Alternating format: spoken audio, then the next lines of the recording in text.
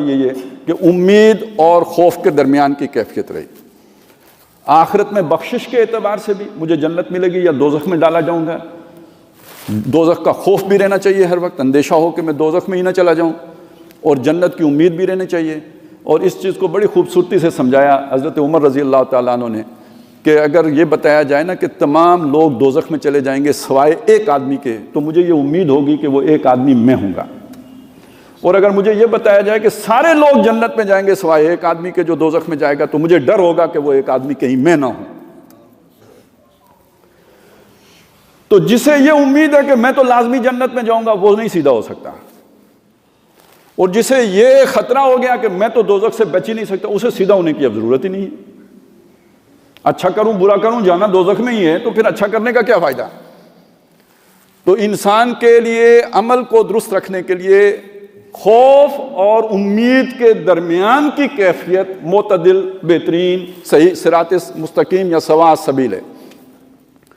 اسی طرح دنیا میں اللہ کے عذاب کے اعتبار سے بھی یہی خطرہ ہر وقت رہے کہ ہماری ان نادانیوں، کرتوتوں، برے اعمال کے نتیجے میں کہیں ہم پر کوئی جڑ کاٹ دینے والی سزا ہی نہ مسلط ہو جائے، لیکن ساتھ امید بھی رہنی چاہیے۔ اچھا، دوسری طرف یہ کہ جب حالات پرسکون ہوں، حالات میں امن ہو، چین ہو، لوگ مطمئن ہوں، خیر ہے، تو اس وقت ظاہر ہے آپ نے ڈرانا ہے۔ جس کو اللہ نے سمجھ دی ہے، جسے اللہ نے کتاب کا فہم دیا ہے، اس نے کیا کرنا ہے اس موقع پہ؟ لوگ بے فکر ہو گئے، انہیں فکر مند بنانا۔ لیکن جب حالات ایسے ہو جائیں جیسے ہمارے ہو چکے ہیں کہ شدید ترین مایوسی ہے، ہر سوچنے سمجھنے والا آدمی انتہائی مایوسی سے دوچار ہے، تو ایسے حالات میں امید دلانی بھی ضروری ہوتی ہے۔ نہیں تو پھر تو آدمی آسان شکار ہو جائے گا نا، جو بھی آپ کے دشمن ہیں ان کا آسان شکار ہو جائے گا۔ امید کے اعتبار سے یہ بات ذہن میں رکھیے کہ ہمارا ملک بہرحال اگرچہ کہ یہ اب مذاق بن گیا ہے، اگرچہ کہ مذاق بن گیا ہے، لیکن یہ کہ مذاق کوئی اڑائے، بے شک اڑائے، حقیقت نہیں تبدیل ہوتی۔ حقیقت ہے کہ یہ ملک خدا داد ہے، اس کے اپنے دلائل ہیں، میں اس وقت وہ ساری بات آپ کے سامنے نہیں رکھ سکتا، ٹائم تنگ ہے، لیکن یہ کہ آپ سوچئے، اتنی بات چلیں سوچ لیجئے کہ اس سے کتنے مخلص حکمران ملے ہیں۔ قائد اعظم لیاقت علی خان کو نکال دیجئے، اس کے بعد آپ ڈھونڈیے، گنیے، پھر بھی نہیں ختم ہوا، چل رہا ہے، تو یار کوئی تو نشانی ہے نا، کوئی تو ہے نا جو نظام ہستی چلا رہا ہے۔ ذرا وہ کہانیاں ختم کیجئے، اگر کسی ملحد کو بھی آ کے کہیے نا کہ ہماری ہسٹری پڑھے،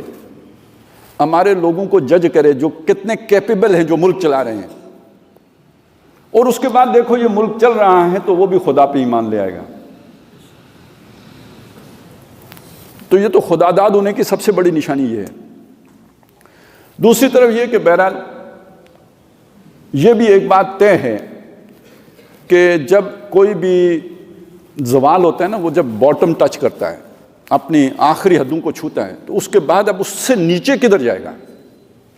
جب آپ نے آخری حد چھو لی، اس سے نیچے کیا ہے؟ اس سے نیچے تو کچھ نہیں، آخری حد ہے، اس کے بعد یا خاتمہ ہے یا پھر عروج کا سفر شروع ہوگا، سلو ہوگا یا جو بھی ہوگا، بہرحال وہ عروج کا سفر ہی ہو سکتا ہے۔ اب ہمارے سامنے جو سب سے بھیانک تصویر پیش کی جا رہی ہے وہ ہے ڈیفالٹ کی۔ اگرچہ کہ ڈیفالٹ ہونا بہرحال مشکلات تو لے کے آتا ہے، آپ کے یوں سمجھیے آپ اکیلے رہ جائیں گے، دنیا میں آپ بزنس کرنے کے قابل تو نہیں رہے، امپورٹ ایکسپورٹ تو ختم، آپ ڈیفالٹ کر گئے۔ لیکن دوسری طرف سوچیں، ہماری معیشت تو ویسے بھی زیادہ تر بلیک منی ہی سے چلتی ہے، اور یہاں پہ کبھی اسمگلنگ پر الحمدللہ کوئی کنٹرول کر نہیں سکا ہے، اور ہمارے پڑوسی، ہم چلے نالائق صحیح، ہمارے پڑوسی بڑے لائق ہیں، کیا چائنا والے، کیا افغانستان والے، کیا ایران والے، تو چیزیں تو آتی جاتی ہی رہتی ہیں اور گزرتی یہیں سے ہیں، تو جب یہاں سے گزرتی ہیں تو ہم بھی حصہ بقدر جثہ وصول کر ہی لیتے ہیں۔ تو وہ رہتا تو کچھ ادھر ہی ہے نا، چلے مختلف جیبوں میں رہتا ہے لیکن رہتا ادھر ہی ہے۔ ایک تو یہ بات ذہن میں رکھیں کہ ہم نے اگر کچھ